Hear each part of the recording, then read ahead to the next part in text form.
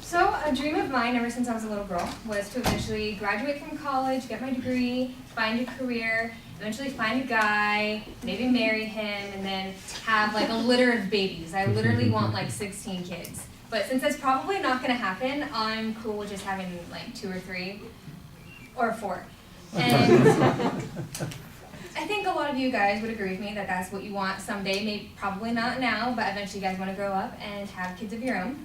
But what if you were told you couldn't conceive? I know that if I was told that, I would absolutely be devastated and heartbroken. I would cry in my room for days, and I'd just be really sad because I really want a family, and I love children, and I know I would just be really heartbroken, which I'm sure a lot of you guys would feel that way too. But thankfully, to modern day science, we now have these things called sperm donors and or egg donors. So that is why I'm trying to convince you guys to maybe or possibly one day donate some of your sperm or eggs to help families, to help couples one day that can't conceive naturally on their own in order to have a family. So donating sperm or eggs has a lot of benefits personally and financially. I'm going to tell you guys a couple of personal testimonies of people that have used egg donors and or sperm donors. And I'm actually going to tell you guys how to donate because it's not a complicated process at all. A lot of people do think that it's probably really hard to donate, but it's really not.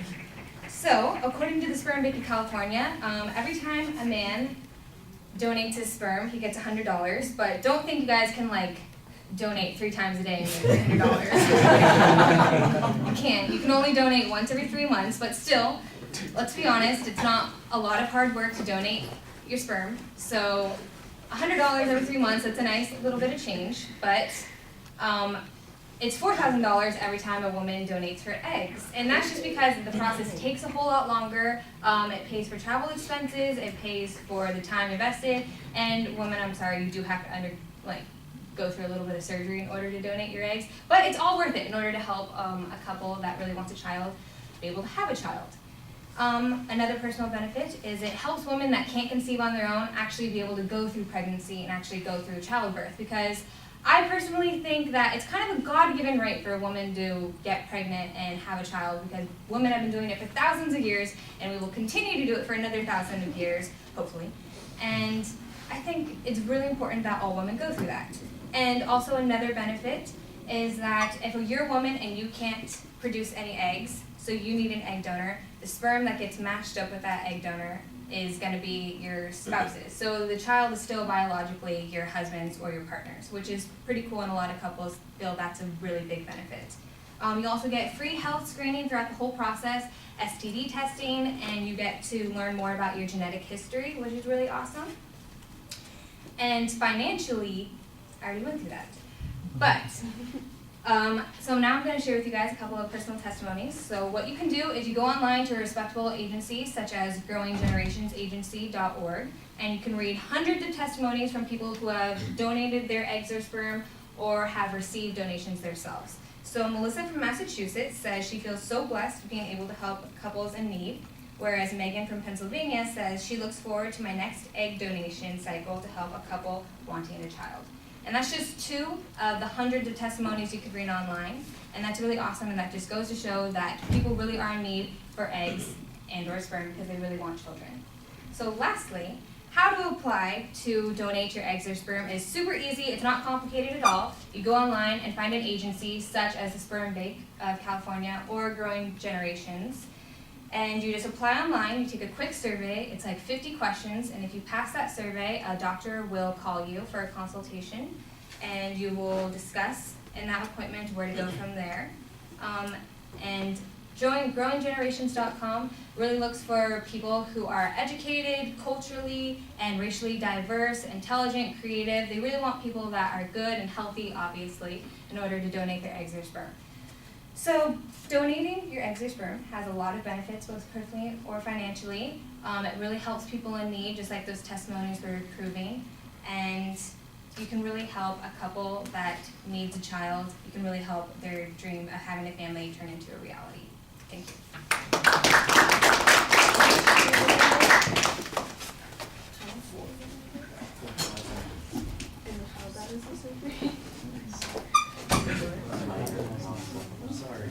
I'm like, I'm going today.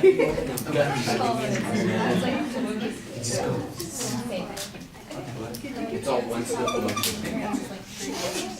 Yeah, that's what I was just too. Oh, we got the needle. They just staple you back together. It's not. So casual about it. Goes to store. They're cheaper too. Yeah.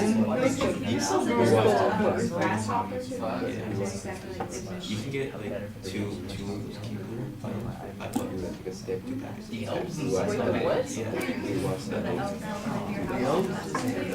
I got some garden. That's okay. Like, that's not good. They gotta make it out of the trees. Can't live in it. This is video.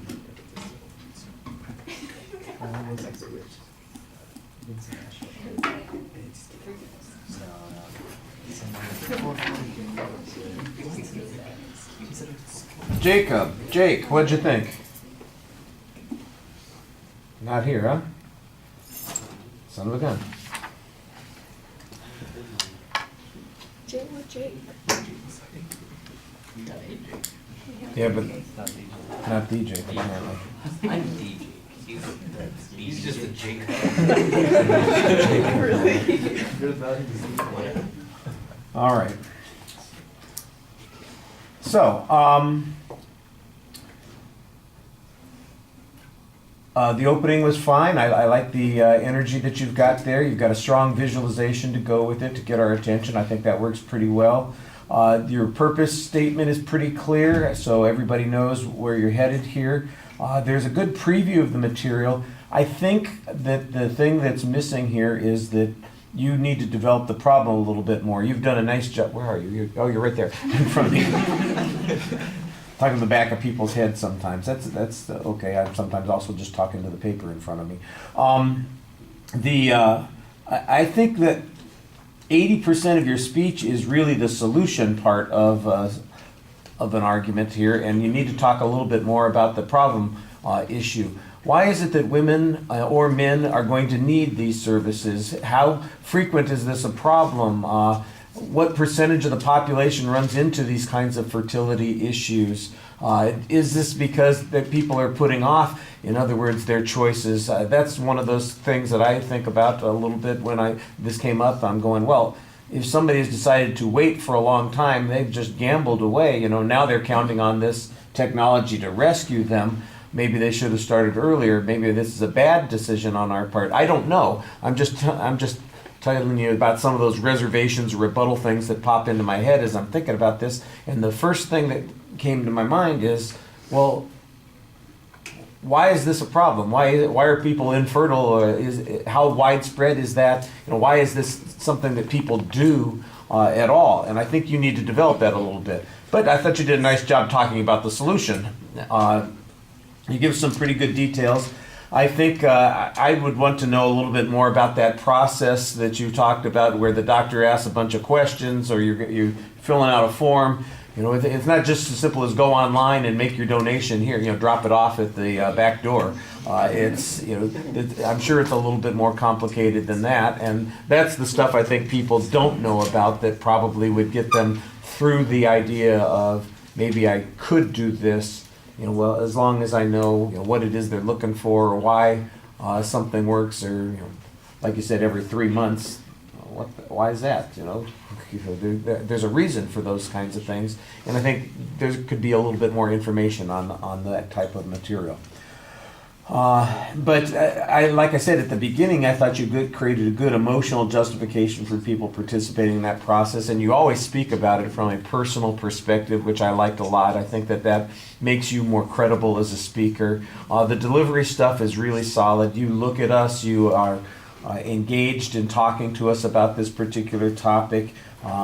You've got great variety in your voice. You look confident. I might have picked something a little classier to wear today. I don't know, dance it up a little bit. Not that you look bad, but you look like you're in class as opposed to I'm going to be up in front of people. Maybe step it up a notch or two. Who am I to criticize, though? I just mentioned it. All right, thank you.